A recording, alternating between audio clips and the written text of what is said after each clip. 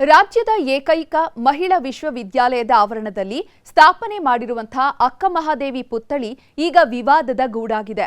ಮಹಾರಾಷ್ಟ್ರದ ಬಸವ ತಿಳುವಳಿಕೆ ಮತ್ತು ಸಂಶೋಧನಾ ಕೇಂದ್ರದ ಸದಸ್ಯರು ಅಕ್ಕಮಹಾದೇವಿ ಪುತ್ಥಳಿ ಸ್ಥಾಪನೆಯ ಕುರಿತು ಅಪಸ್ವರ ಎತ್ತಿದ್ದು, ತಕ್ಷಣವೇ ಪುತ್ಥಳಿ ತೆರವಿಗೆ ಆಗ್ರಹಿಸಿದ್ದಾರೆ.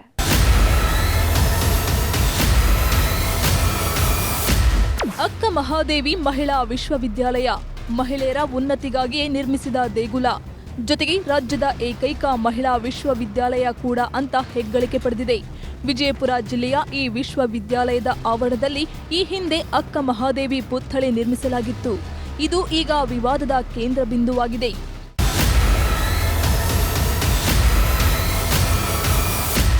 ಕಳೆದ 2017ರಲ್ಲಿ ಮಹಿಳಾ ವಿವಿಗೆ ಅಕ್ಕಮಹಾದೇವಿ ಮಹಿಳಾ ವಿಶ್ವವಿದ್ಯಾಲಯ ಎಂದು ನಾಮಕರಣವಾಯಿತು. ಸ್ವತಃ ಸಿಎಂ ಸಿದ್ದರಾಮಯ್ಯ ವಿವಿ ಆವರಣದಲ್ಲಿ ನಿರ್ಮಾಣವಾಗಿದ್ದ ಶರಣೆ ಅಕ್ಕಮಹಾದೇವಿ ಪುತ್ಥಳಿ ಲೋಕಾರ್ಪಣೆಗೊಳಿಸಿದ್ರು. ಆದ್ರೀಗ 8 ವರ್ಷಗಳ ಬಳಿಕ ಅಕ್ಕಮಹಾದೇವಿ ಪುತ್ಥಳಿ ವಿಚಾರದಲ್ಲಿ ಅಪಸ್ವರ ಶುರುವಾಗಿದೆ. ತಕ್ಷಣವೇ ಪುತ್ಥಳಿ ತೆರವುಗೊಳಿಸಬೇಕು ಎಂದು ಮಹಾರಾಷ್ಟ್ರದ ಪುಣೆಯ ಬಸವ ತಿಳುವಳಿಕೆ ಹಾಗೂ ಸಂಶೋಧನಾ ಕೇಂದ್ರದ ಪದಾಧಿಕಾರಿಗಳು ಆಗ್ರಹಿಸಿದ್ದಾರೆ.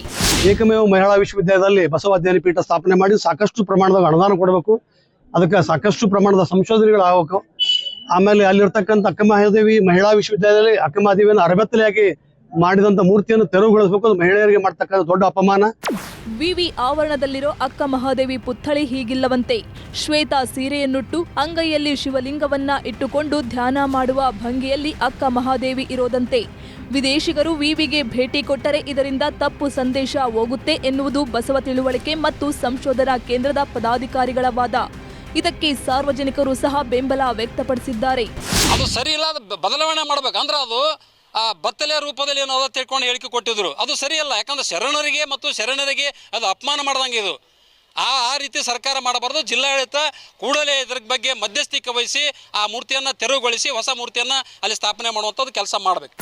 ಇನ್ನು ಇದೇ ಜಾಗದಲ್ಲಿ ಬಿಳಿ ಸೀರೆಯನ್ನುಟ್ಟು ಇಷ್ಟಲಿಂಗ ಪೂಜೆ ಮಾಡುತ್ತಾ ಧ್ಯಾನಾಸಕ್ತ ಭಂಗಿಯಲ್ಲಿರುವ ಮೂರ್ತಿಯನ್ನ ಪುನರ್ ಸ್ಥಾಪಿಸುವಂತೆ ಮನವಿ ಮಾಡಿದ್ದಾರೆ. ಒಟ್ನಲ್ಲಿ ಶತಮಾನಗಳ ಬಳಿಕ ಶರಣೆ ಅಕ್ಕಮಹಾದೇವಿ ಪುತ್ಥಳಿ ವಿಚಾರ ಹೊಸ ವಿವಾದ ಸೃಷ್ಟಿಸುತ್ತಾ ಎನ್ನುವ ಪ್ರಶ್ನೆ ಮೂಡ್ತಿದೆ. ಗುರುರಾಜ್, ನ್ಯೂಸ್ 18, ವಿಜಯಪುರ. ಮೈಸೂರು ಅರಮನೆ ಆವರಣ ಇದೀಗ ಮಾವುತ ಕಾವಾಡಿಗರ ಮಕ್ಕಳ ಕಲಿಕಾ ಕೇಂದ್ರವಾಗಿ ಮಾರ್ಪಟ್ಟಿದೆ.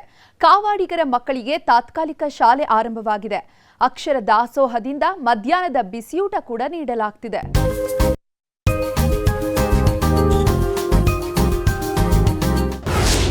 ಮಾವುತ ಕಾವಾಡಿಗರ ಮಕ್ಕಳಿಗೆ ತಾತ್ಕಾಲಿಕ ಶಾಲೆ, ಆಟ ಪಾಠಗಳೊಂದಿಗೆ ಸಾಂಸ್ಕೃತಿಕ ಚಟುವಟಿಕೆ.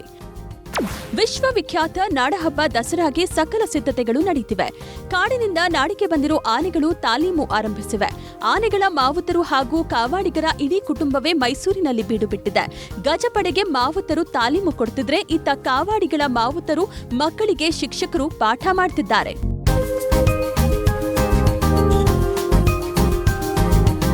ದಸರಾಗೆ ಬಂದಿರೋ ಮಕ್ಕಳಿಗೆ ಅರಮನೆಯಲ್ಲಿ ಟೆಂಟ್ ಶಾಲೆಯನ್ನ ತೆರೆಯಲಾಗಿದೆ. 6ರಿಂದ 15 ವರ್ಷದವರೆಗಿನ 36 ಮಕ್ಕಳಿಗೆ ಪಾಠ ಪ್ರವಚನ ನೀಡಲಾಗುತ್ತಿದೆ. ಪ್ರತಿದಿನ ಮಧ್ಯಾಹ್ನ ಇಸ್ಕಾನ್ನಿಂದ ಬಿಸಿಯೂಟ ವಿತರಣೆ ಮಾಡಲಾಗುತ್ತದೆ. ದಸರಾ ಮುಗಿಯುವವರೆಗೆ ಅರಮನೆಯ ಶಾಲೆಯಲ್ಲೇ ಮಕ್ಕಳಿಗೆ ಬೋಧನೆ ಮಾಡಲಾಗುತ್ತೆ. ರಾಜ್ಯದ ವಿವಿಧ ಕಾಡುಗಳಿಂದ ಬಂದಿರುವಂಥ ಆನೆಗಳ ಜೊತೆ ಬಂದಿರುವಂಥ ಮಾವುತರು ಮತ್ತು ಕಾವಾಡಿಗಳ ಮಕ್ಕಳಿಗೆ ತಾತ್ಕಾಲಿಕ ಶಾಲೆನ ಅರಮನೆ ಆವರಣದಲ್ಲಿ ಆರಂಭ ಮಾಡಲಾಗಿದೆ. 1ರಿಂದ 10ನೇ ತರಗತಿಗೆ ಓದ್ತಾ ಇರುವಂತಹ ಸುಮಾರು 36 ಮಕ್ಕಳು ಇವತ್ತು ಸರ್ವೆಗೆ ಸಿಕ್ಕಿದ್ದಾರೆ. ಈಗಾಗಲೇ ಶಾಲೆ ಪ್ರಾರಂಭ ಆಗಿದೆ. 3 ಜನ ಶಿಕ್ಷಕರನ್ನು ನಿಯೋಜನೆಗೊಳಿಸಿ ಮಕ್ಕಳ ಕಲಿಕಾಂತರವನ್ನು ಪೂರ್ಣಗೊಳಿಸುವಂಥ ಹಿತದೃಷ್ಟಿಯಿಂದ ಶಿಕ್ಷಣ ಇಲಾಖೆ ಇದನ್ನು ಪ್ರತಿ ವರ್ಷ ಈ ಶಾಲೆಯನ್ನು ಪ್ರಾರಂಭ ಮಾಡಿ ಆ ಮಕ್ಕಳಿಗೆ ಕಲಿಕೆ ಅಂತರವನ್ನು ಪೂರ್ತಿ ಮಾಡೋದಕ್ಕೆ ಪ್ರಯತ್ನವನ್ನು ಮಾಡ್ತಾ ಇದೆ. ಇನ್ನು 3 ಶಿಕ್ಷಕರು ಮಕ್ಕಳಿಗೆ ಖುಷಿಯಿಂದ ಪಾಠ ಹೇಳ್ಕೊಡ್ತಿದ್ದಾರೆ. ಶಿಕ್ಷಕರು ಹೇಳಿಕೊಟ್ಟ ಪಾಠವನ್ನ ಮಕ್ಕಳು ಚಾಚೂ ತಪ್ಪದೆ ಕೇಳ್ತಾರೆ. ಪಾಠದ ಜೊತೆ ಸಾಂಸ್ಕೃತಿಕ ಚಟುವಟಿಕೆಗಳಲ್ಲಿ ಭಾಗವಹಿಸುತ್ತಿದ್ದಾರೆ.